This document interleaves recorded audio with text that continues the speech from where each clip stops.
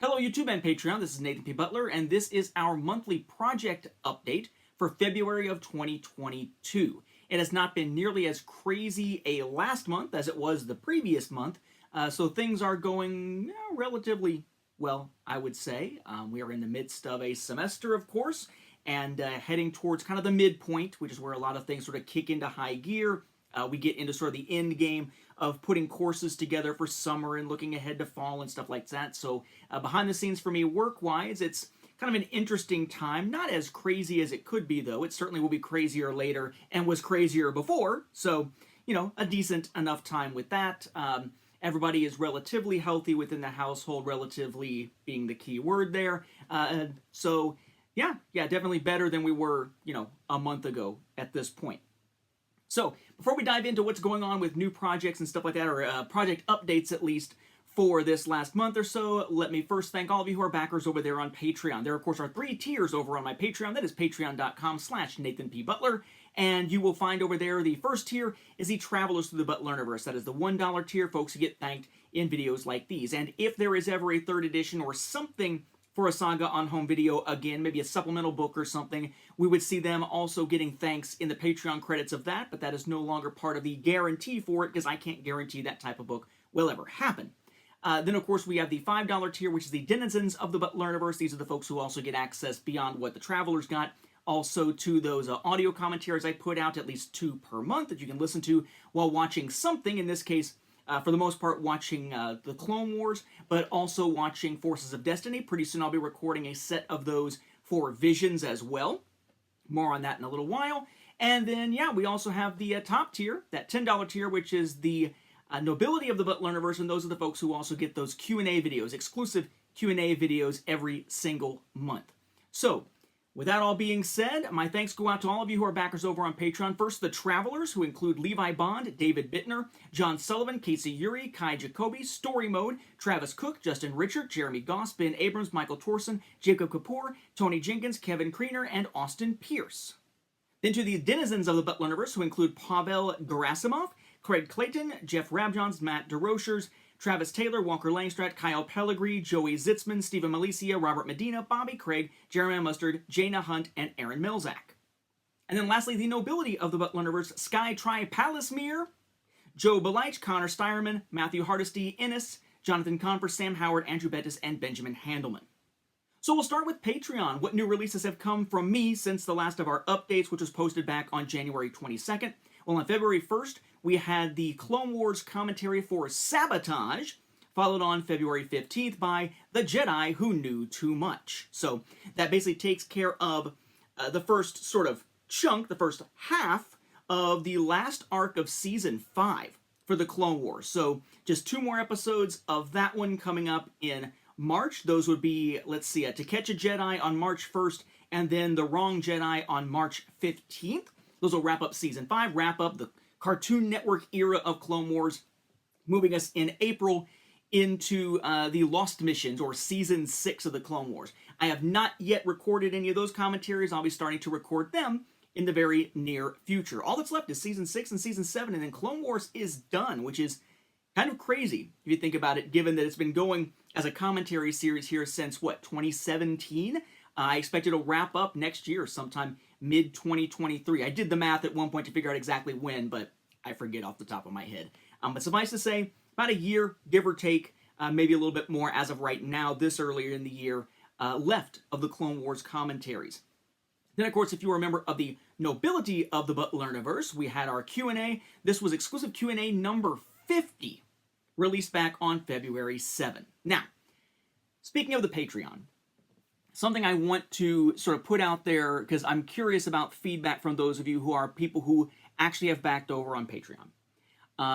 One of the things that obviously now has significantly changed is that a Saga on Home Video 2nd edition is out, right? Which means that one of the perks of the tiers, and one of the more significant perks of that lower tier, that $1 tier, is no longer really a thing, or it may not be a thing, right? Because yes, there's thanks in videos like these out loud while it's still a manageable number, and in the credits for videos like these. But the other perk was to get into the Patreon thanks page, or Patreon credits page, in a Saga on Home Video second edition. Now that it's out, those who are going to be on that page are on there. And those who join later won't be on there, right? Because it's already in print. So unless there is a supplemental, other volume years down the line for a Saga on Home Video, or God forbid a third edition, which I don't think is going to happen, then basically that perk can't exist. It's not even in the description of the perks anymore. Moving on up the chain, we've got the denizens of the Butler universe and the nobility. And the denizens and nobility, of course, get access to those audio commentaries. And we're getting very close to the Clone Wars. But again, it's crazy to think we're almost at the end of it. But, when you really stop and think about it, these commentaries have been going since, October of 2017 or so, right? It's been years and years. It'll be more than 5 years when we finally see the end of the Clone Wars commentaries, where you could watch the entirety of the Clone Wars cartoon series with me in your ear while you watch for every single episode in their entirety. But what comes next? Next would probably be Rebels. But Rebels is another of these series that has multiple seasons. Now, granted, they've got some seasons that aren't as long as most other shows, but it's still multiple seasons. And then you've got Resistance, for example, that's 2 seasons, but they're 2 sort of decent-sized seasons. So it sort of begs the question of what comes next. We'll come back to it. Nobility of the Butler universe get those Q&A videos, and as long as there are people still asking questions for the Q&A videos, it makes sense to keep them going. I enjoy doing them. It's interesting to kind of have those sort of less formal interactions, let's say conversations, but interactions as we go along. I really like doing those, and I haven't really been doing much in the way of Q&A videos, except one new kind of sub-series that just started here on the channel as just sort of a general thing. It's all been through the Patreon, so I can be a little less formal, so I can be a little bit more verbose in the responses and everything. But seeing as how a primary perk for at least the 2 main levels, what I think of as the 2 main levels, the 2 levels that get something other than just acknowledgement, essentially, is the commentaries, part of me sits back and says, is it worth continuing the Patreon after the Clone Wars commentaries end? If we continue past that point with the Patreon, I would lock myself into doing the commentaries for Rebels. And if it's 2 per month, we are talking years of creating those commentaries, again, just like with Clone Wars. There's a part of me that says, I don't know where things are going to be by mid-2023, which is unintentionally a rhyme there, when the Clone Wars commentaries are finally over, and I'm ready to dive into something else, if I'm going to dive into something else. So there is a part of me that right now thinks that if there's a point at which to evaluate keeping the Patreon going or stopping it, that point will be when the Clone Wars commentaries end. Because that would give everyone a full set who has had access to it through the Patreon, but not necessarily have me continuing to produce more stuff in that regard. It kind of depends. I've been thinking about it more lately because of kind of thinking ahead to, wow, there's really only 2 seasons left worth of commentaries to record. Chronologically, it makes sense to go to the Bad Batch. And I would love to do commentaries for like Mandalorian or Book of Boba Fett kind of stuff to kind of change things up. But, again, kind of circling back to the idea that that's a lot of commentaries to do, and I like the idea of doing commentaries years after the fact, looking back on a series, because we have the full context. It's not all speculative. Then again, I am finding that some of the stuff recently, as new characters are being introduced into the saga, but old ones are being brought in beside them, like Ahsoka showing up in Mandalorian and Book of Boba Fett and that sort of thing, it does sort of raise that, well, anything I record at any given time is only a product of its time. It may be a little bit out of date. If I mention, we haven't seen this character as of now since such and such, and then they show up again, it's going to be by its nature a product of its time. So I don't know. I really don't know. I'm going to spend probably, the better part of a year just considering where that Patreon goes from here. I love doing those Q&As, but if there's not necessarily going to be a future A Saga on Home Video edition or something where the Patreon credits would come into play, and I may not do more commentaries, if I decide not to do the commentaries, that pretty much is it. That leaves the Nobility of the Butler universe Q&A is really the only thing, and I'm not sure that that is something to keep the Patreon open for by itself. Financially, it is a little bit helpful month to month. But at the same time, I recognize that between the Google AdSense stuff for the YouTube channel, plus the Patreon, plus the book sales, that actually increases our tax burden enough that it sucks come like February, March, April. I don't know if the tax burden balancing there is enough to warrant it. So we'll see. We'll see. We'll see what the future is of the Patreon. I can say for sure that it'll keep going long enough to definitely get all of the Clone Wars commentaries out there. I'm not going to leave that as an incomplete thing.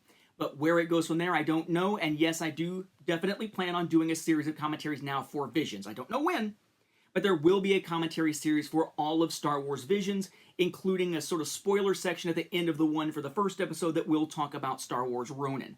I just don't know when I'm going to get a chance to record that. I want to get a bit ahead on Season 6 of Clone Wars before I start diving too much into Visions. But I want to make sure that you are aware of that. And that's probably the most I've talked about the Patreon specifically in months or years. So there you go. Plenty of detail on that. Of course, most of my stuff that I put out at this point is coming through YouTube. So what has come out through YouTube since our last update video? Well, we've had 3 regular episodes of From the Star Wars Home Video Library, episodes 432, 433, and 434. They were about, respectively, the Star Wars Movie Viewer, because I was able to finally show the Movie Viewer in its original box, plus the original boxes for the 2 cassettes that were released in '77, and I realized at the time that, yeah, the other 2 cassettes were released in '78, which was kind of frustrating, but cool to know. In 433, the second of those, we had a look at the UK 2011 Blu-ray trilogy sets, just the regular ones that we never looked at before. And then in 434, we looked at a promotional DVD from Prometheus Entertainment for Star Wars Empire of Dreams, the documentary, basically the DVD version from 2004, being put out by Prometheus to promote their work on that documentary. We also had our very first From the Star Wars Home Video Library Q&A episode. Not a Q&A about a saga on home video, about the book, but just a generalized Q&A for From the Star Wars Home Video Library. I thought that was kind of fun. I haven't really had any new questions posted, though, for a future one. So at some point, maybe I'll have to just kind of put out another call for questions on the home video group on Facebook or something to try to build up enough questions to do another Q&A like that. I will say, going back to the Patreon thing, it's always possible that if I were to end the Patreon, since I do like the Q&A stuff, that the Q&A stuff would move back to more of those mini Q&A episodes just on the general YouTube channel, but they would not be as in-depth of responses or as casual of responses, probably, maybe, as what the nobility get to have at this point. Because the nobility, to some degree, I've built a relationship with, answering these questions and getting their questions and corresponding over a matter of years in many cases. So we'll see. But From the Star Wars Home Video Library does now have its own Q&A series, though who knows how often it will be. We also had 3 more of those top 5 episodes. We had the top 5 irrationally disappointing U.S. Star Wars home video releases, the top 5 missing items from the Star Wars home video retail market, and the top 5 worst packaging designs. All, in my opinion, of course. Let's see. We also had a video go up with details about how to get signed book plates for a saga on home video. We'll talk about that again in a moment when we talk about the book type stuff. Yeah, that was pretty much it for YouTube. So a productive enough month. We are getting to the point, though, where there's just not a lot of new releases coming out to talk about, or stuff in my collection other than the oddball stuff that I'm really not all that passionate about, like Thumb Wars and George Lucas in Love and stuff like that, such that those top 5 videos are becoming more frequent. I've got, various ideas sketched out for some. It's just a matter of sort of fleshing them out and getting them to a point where I really kind of feel like I'm ready to do one. I'm okay with putting out a list that's like, this is my thought at the time of the top 5. If I've forgotten something, oh well. That's fine to me, but I do want to make sure the topics are interesting, and I feel like at least the 5 that I mentioned do well fit the theme. So, we'll see. Now, speaking of a saga on home video, right, the 3-volume set available in paperback, hardback, and on Kindle over on Amazon.com, right, 2nd edition, read it again for the first time, or whatever. The book plate thing finally kind of has started up. Basically, right now I'm able to offer signed book plates within the United States at the moment. Unfortunately, the fact that even stickers need friggin' customs forms to be sent to other countries has sort of put the brakes right now, unfortunately, temporarily, on international book plate signing. But I do have those book plates, of course, that are going to be available here, at least within the US to start with, for a Saga on Home video, either first edition or second edition. The first edition ones just get signed. The second edition ones get individually numbered, the volume number, and signed as well.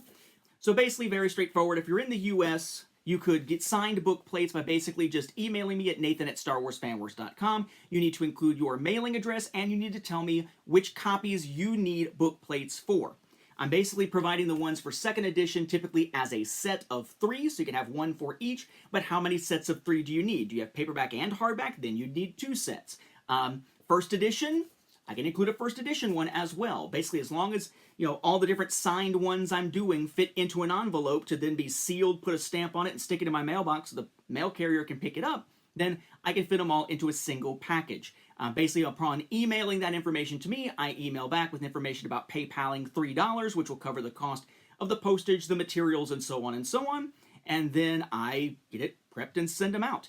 The first 10 people who are going to be receiving from having made these requests, I have their envelopes printed. I have the labels printed. That's these, actually. I just need to sign them, separate them, stick them in the envelopes, and mail them out. So by the middle of the last week or so of February, those hopefully will start arriving for people who have asked for them. But again, right now it is just available within the United States because it's something where I just need to be able to just drop it in the mailbox and go without dealing with the customs forms right now. Again, for more details, see that video that was posted about the signed book plates for a Saga on Home video earlier in the month. But as far as those who already have ordered them, yes, they are on the way, and yes, they are available if you're in the US. Other writing-wise, a little bit of news, I guess. Years ago, I wrote novellas to sort of help relaunch the Wars universe. That's Wars, not Star Wars, but Wars, W-A-R-S, based on the card game Wars the Muman Rift, which was a TCG from Decipher, where basically once they lost the Star Wars license, they sort of retooled those game mechanics into a new game, Wars. So years ago, I participated in a project in which there was a novella series being written. It was sort of a lead-up to the game. It was a card game and an RPG, but at the point of the card game and RPG, this battle, called the Battle of Phobos, had already happened, and in the aftermath, in the subsequent years after that, you had 2 alien races wind up entering the mix. But in this prequel era, it's just the 3 human factions. The Earthers from Earth, like corporate culture. Gonjin from Mars, which is more of like a collectivist, communist, kind of like what if modern China like developed bigger kind of thing. And then you had the Mavericks, which are like the space pirate people. Anyway, I wrote the first 2 Earther novellas, Healers and Hunters and On Red Soil, which featured the characters of Rogan Hallard, Jerlyn Cray, Janet Yens, and so on. These characters from the game, kind of finally getting some backstory and whatnot. In fact, my Healers and Hunters was the first of these novellas, which is sort of like being in the Timothy Zahn position of having to sort of relaunch an expanding universe of a franchise, which is a really fun experience to have been able to do. But over the years, the last 3 of those planned 9 novellas hadn't seen print from the original publisher, who is now, I believe, completely out of the publishing business, and the rights and those novellas and everything else that goes with it have passed to Arcbeetle Press. Arcbeetle Press are the people who put out My Greater Good and Echoes, for example, who put out 10,000 Dawns, which I've contributed to, and they're putting out new Wars short stories and whatnot from time to time, primarily through their website, but they are in the process now of preparing a relaunch and a reissue of the novella series that I took part in. Basically, Preludes is a volume that included the first of the novellas from each of the 3 factions. And there's Stretty, second volume, 1 novella from each faction. So in Preludes and Stretty, the Earther ones are mine. So those will be coming again soon. And we're going to finally see the publication of the last 3, 1 from each faction that hadn't been published before. So that finally we see that full 9-book Battle of Phobos prelude lead-up type series. We also are expecting more stuff coming from Wars. They have sort of rebranded to call it War Song, all is one word, W-A-R-S-O-N-G, so it's easier to find. because just searching Wars or even Wars card game or something like that usually just gives you Star Wars stuff. So expect that in the near future we will see new publications of my previously existing Wars novellas that have been long out of print at this point, which would be pretty cool to finally see those out there. It's not new work coming from me at this point, but cool to see them out there. My plan is at some point to reread my first two novellas, and then read the other Earther one that was written by another author to see where they took those characters after I sort of left them, and see if there's any other references like to their backstory and stuff like that. And then as part of the process of the Wars or Wars Song publishing kind of getting going more again, my hope is that I will get an opportunity, and we've talked about this a little bit, me and the publisher have talked a little bit about this, about me stepping back in and sort of writing the story of how those two main characters, Rogan Howard and Jerlyn Cray, met in the first place. We'll see. But the Wars universe is kind of getting rolling again thanks to Arc Beetle Press, which means my older stuff coming back out again, and hopefully some newer stuff from me once time permits, which it hopefully will now that Saga on Home Video is finally done. Let's see. Beyond that, not a whole lot of new news to speak of. So some YouTube stuff is out, new sort of book-based news, Patreon stuff coming out as usual, and a fairly okay month, generally speaking here. With that, let's get into the last section here. For those who are only interested in kind of the updates on my stuff, I will see you in a month. But for those who are wondering on the, what are you reading, what are you watching, etc., stuff, let's dive into that real quickly. So let's see, we got what are you reading? So I finally have dived back into Star Wars again, and I'm trying to get caught up on High Republic. I think I'm pretty much caught up on the comics for Star Wars, except for some of the Star Wars Adventures stuff, just like the generic Star Wars Adventures, not High Republic Adventures, but generic Star Wars Adventure stuff from IDW, because I find those stories really mean nothing most of the time, so it's hard for me to get motivated to actually read them. Book-wise, I still need to get back to the third Thrawn Ascendancy book. I still need to get back to that Anniversary Empire Strikes Back anthology thing and so on. But I'm working my way through High Republic, and I'm finally, I think I'm on the last High Republic book that's been published so far, Midnight Horizon. I'm about a third of the way through it, give or take, kind of working my way through. I'm wondering how they're going to end it, because this phase of High Republic is pretty much over, and they're about to jump back in time. But if Fallen Star, the last of the adult novels published so far, is like the end of this part before they jump back in time, they left a lot of things hanging and a lot of negative things in the mix out there. It doesn't really feel like that era has had a satisfactory conclusion, unless it's coming in Midnight Horizon, the young adult novel. Otherwise, I don't know when we're going to get a satisfactory conclusion to this first phase, unless they're pulling a Lucas and going, this phase, jump backwards, now jump forwards, and we'll finally eventually get the end of the story, a few years from now when the past phase is finally done. We'll see. But that's basically what I'm reading at this point. I'm just trying to get caught up on Star Wars reading now that, I wrapped up Wheel of Time, I wrapped up Final Girl Support Group, so now I'm diving back into this stuff. Let's see. Then what are you watching? Nothing in movie theaters recently. Last thing I saw was No Way Home, and before that in theaters, I think the last thing I saw was probably Rise of Skywalker. I don't tend to go to movie theaters even outside of COVID. Let's see, movie-wise, not really watching a whole lot. I mean, I saw Eternals, finally. I saw, what was it called, Underwater, I think it was, fairly recently. Primarily right now I'm just kind of catching up on TV series that I have not had a chance to keep up with. So the primary thing I'm watching right now is I'm getting caught up on Law & Order, SVU, and Organized Crime. In the lead up to the return, which I cannot believe is actually happening, the return of the flagship Law & Order series, one of my favorite television series of all time, coming back on Thursday, I think, of this week, which will be cool. Season 21, after like a decade of, not having produced anything. I'm a big sucker for the Law & Order stuff. SVU is so unrelentingly dark most of the time that it's hard for me to follow that as like the flagship Law & Order series. I watch it, I enjoy it, I dig the characters. I actually went to college with one of the actresses. But from the standpoint of, just enjoyably sitting down and binging it, it's tougher to binge than some of the other stuff.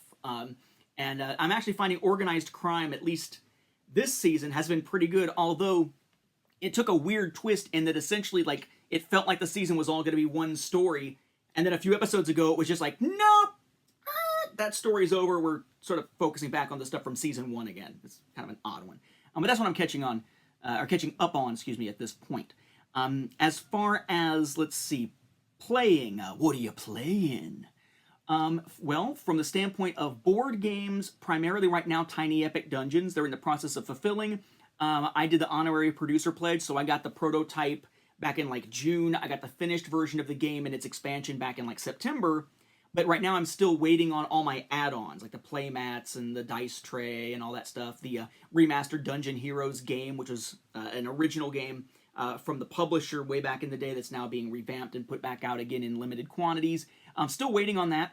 But playing some Tiny Epic Dungeons, and I will probably here in the next few days dive back into Ruins Deathbinder, because I want to get back into the habit of playing Ruins Deathbinder and the way that it all flows and the rules and everything, because they just finally got the limited run expansion released on their website, Heavy Punch Games' website, that I was able to put in an order for that should be here sometime next month. So kind of excited for that, but I need to remind myself of playing the game. If you're not familiar with it, it's basically like a combat exploration, kind of dungeon crawly type card game with, instead of a deck building mechanic, a deck leaking mechanic. As you play, cards are leaving your deck, and you have to sort of be careful of when they leave and how you can get cards back and all that kind of stuff, so you don't wind up basically like lost and dead, essentially, as you go. A fun game. It's a game I backed on Kickstarter years ago, Ruins Deathbinder. Oh, I should also note that I'm also playing Role Player Adventures at this point. I've gotten through the first 2 adventures. I'm told that the third, at least the boss of the third, is pretty rough, so I'm a little hesitant to jump back into it, but I am working my way as a 2-character solo play, multi-handed through Role Player Adventures, and really enjoying it so far. As far as video games go, I'm kind of inundated right now. I did not get a chance yet to get back to the Alan Wake DLCs, although I played them years ago on Xbox 360. I did jump back into Control long enough to play through what I guess was the DLC missions that actually tie into Alan Wake, so that was kind of cool. Let's see, and then right now, they just put out Cyberpunk 2077 for PS5, so I've had a chance to finally start playing that, but I'm not very far, like, at all in it. I did a male street kid, if it matters for anybody who actually plays the game. So we'll see how that goes. And then just today I started playing Horizon Forbidden West, which is great. I loved Horizon Zero Dawn. It's awesome to see it back. Although I will say I'm incredibly glad that I went back and I went on YouTube and watched an entire, not playthrough, but like the movie made up of the cinematics and key moments of Horizon Zero Dawn to remind myself of what the hell was going on. Because there's a little bit of like opening exposition and such in Horizon Forbidden West, but if you don't remember a lot from Horizon Zero Dawn, you were going to be lost narratively, from what I can tell. Thankfully, I'm not, but I don't know that I would understand half of what is being said story-wise in the initial bits of Horizon Forbidden West if I hadn't rewatched Horizon Zero Dawn cutscenes and stuff like that. And then, of course, next week, Elden Ring comes out.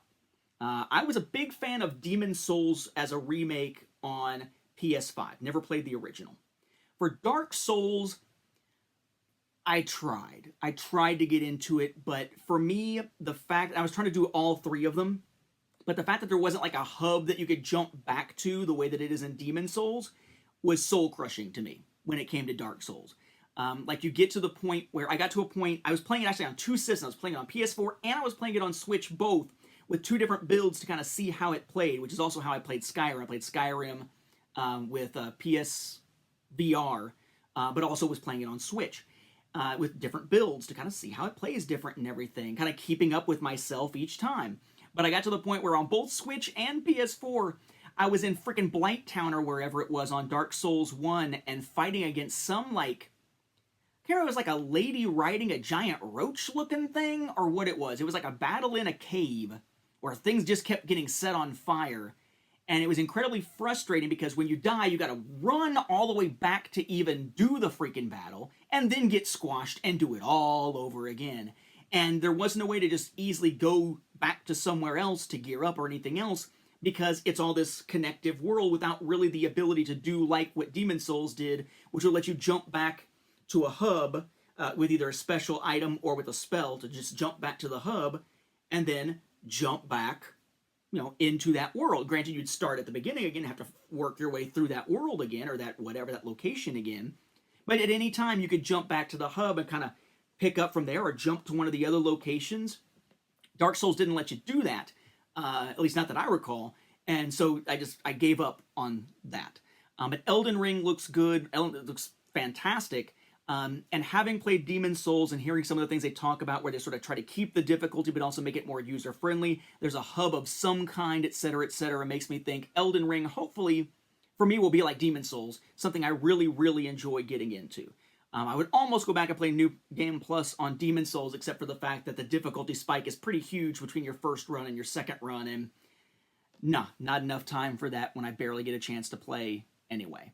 Fortunately, remote play on PC works pretty well, so even if the TV is monopolized in some other way, like by a toddler who's going to freak out if he doesn't have his kid's stuff on, I can play by doing the remote play from PS5 to PC, and it works pretty well. It's not quite as cool as, not seeing it on the giant screen with the HDR and stuff like that, but you take what you can get when you're the parent of a toddler, I think, at this point. Then as for the last category, I guess, which is what are you backing?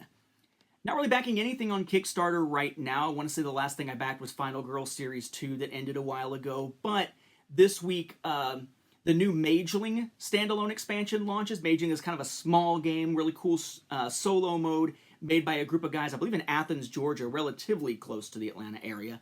But they're putting out their expansion, finally a relaunch of that campaign on Kickstarter on Tuesday. And then Unsettled is being relaunched on Tuesday. Depending on the price point, I might pick up Unsettled. I'm interested in it. Originally, I didn't pick it up because I thought, well, I'm getting ISS Vanguard. Do I really want 2 space exploration games? But they feel very different, and this one seems to be something that's kind of more of a one-shot kind of thing, as opposed to having to keep track of a campaign. So kind of interested in checking that one out as well. Just going to depend on the price, really. And that should do it, folks. So thank you for your interest, of course, in the various projects and whatnot. Hopefully we are watching, reading, playing, etc., some of the same stuff. So maybe that's something we can discuss, in the comments and whatnot as we go along here. But my thanks to you for your interest, especially if you're a backer over on Patreon or picking up those signed book plates or have picked up a Saga on Home video. Again, I really do appreciate that support. And I will catch you again in March for the next of our project updates. Thanks, folks. Have a good one.